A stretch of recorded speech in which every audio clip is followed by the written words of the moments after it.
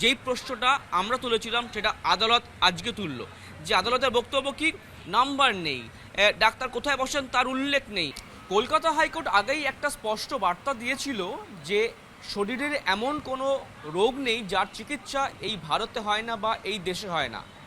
তারপরে অভিষেক বন্দ্যোপাধ্যায় বিদেশ যাত্রার জন্য সে যায় সুপ্রিম কোর্ট সেই মামলায় হস্তক্ষেপ করেনি, মামলা ফিরে আসে কলকাতা হাইকোর্টে, সেই একই বিচারপতি ঘরে।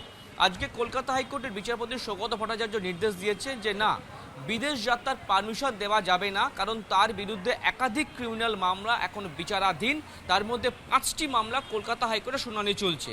এমতো অবস্থায় বিদেশ যাওয়ার পারমিশন দেওয়া যাচ্ছে না। তবে যেহেতু আদালত কোনো মেডিকেল এক্সপার্ট নয়, আইনজীবীরাও নন, তাই জন্য এসএসকেএম হাসপাতালের চক্ষু বিভাগের মেডিকেল বোর্ডের কাছে অভিষেক বন্দ্যোপাধ্যায় আগামীকাল যাবে, তার সমস্ত রিপোর্ট দেখাবেন। এরপর আগামী পরশুদিন এসএসকেএম হাসপাতাল একটি রিপোর্ট দিয়ে জানাবে যে অভিষেক বন্দ্যোপাধ্যায়ের চোখের চিকিৎসার জন্য বিদেশ যেতে হবে নাকি এই দেশেই তার চিকিৎসা করানো সম্ভব। এখানে নির্দেশটা শেষ হয়েছে, কিন্তু অভিষেক বন্দ্যোপাধ্যায়ের আইনজীবী তিনি স্পষ্ট করে বলে দিয়েছেন, একদম কোট আনকোট, যে আমি এসএসকেএম হাসপাতালে যাব না, আমি নিজের চিকিৎসার জন্য আমি বিদেশেই যাব, এবং বিদেশ যাওয়া বা কোথায় চিকিৎসা করানো হবে তা সম্পূর্ণভাবে একজন রোগী সিদ্ধান্ত নেয়, একজন ব্যক্তি সিদ্ধান্ত নেয়। তার মধ্যে এটা নতুন কিছু নয়, এর আগেও একাধিকবার চোখের চিকিৎসার জন্য তিনি বিদেশ গিয়েছিলেন।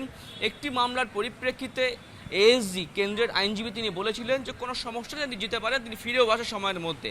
সুতরাং এখন সমস্যা কোথায়? সুতরাং আমি এসএসকেএমে যাব না, আমি বিদেশেই যাব, এই সিদ্ধান্তে অনড় অভিষেক বন্দ্যোপাধ্যায় তিনি স্পষ্ট আইনজীবী মারফত বলে দিয়েছেন। তাই আদালতও তার অবস্থানে স্পষ্ট যে এসএসকেএম হাসপাতালে যেতে হবে, সেখানে গিয়ে ট্রিটমেন্ট করাতে হবে, তারপর যে রিপোর্ট আসবে সেই রিপোর্টের উপর ভিত্তি করেই আদালত পরবর্তী নির্দেশ দেবে।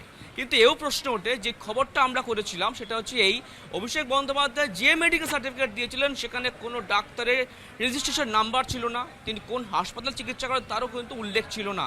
যেই প্রশ্নটা আমরা তুলেছিলাম সেটা আদালত আজকে তুলল। যে আদালতের বক্তব্য কি, নাম্বার নেই, ডাক্তার কোথায় বসেন তার উল্লেখ নেই, আদৌ কি এই প্রেসক্রিপশনটা সত্য, অথেন্টিকেশন রয়েছে, এই প্রশ্ন আদালত তুলেছে। কিন্তু আদালতের সামনে অভিষেক বন্দ্যোপাধ্যায় আইনজীবী বলেন যে এই নাম্বারগুলো আমরা দিইনি বটে, তার মানে এই নয় মেডিকেল প্রেসক্রিপশনটা অসত্য। গুগল থেকে তিনি বের করে দেখান যে ওই চিকিৎসক তিনি কোথায় চিকিৎসা করেন। কিন্তু সর্বশেষ এটা সিদ্ধান্ত আদালত আগেই বলেছিল ইন্ডিকেশন দিয়ে যে এই রাজ্যেই দেখাতে হবে এসএসকেএম হাসপাতালে, তাই রাজ্যের আপত্তি নেই, এসএসকেএম দেখাতে পারে। আগামীকালকে অভিষেক বন্দ্যোপাধ্যায়কে এসএসকেএম হাসপাতালে চক্ষু বিভাগের কাছে যেতে হবে, গিয়ে তাকে দেখাতে হবে এবং রিপোর্ট পেশ করতে হবে। তারপর আদালত সিদ্ধান্ত নেবে পরশুদিন যে অভিষেক বন্দ্যোপাধ্যায়কে পারমিশন দেওয়া হবে কিনা। মনোজস্ব গণবংশ, জি 24 ঘন্টা, কলকাতা।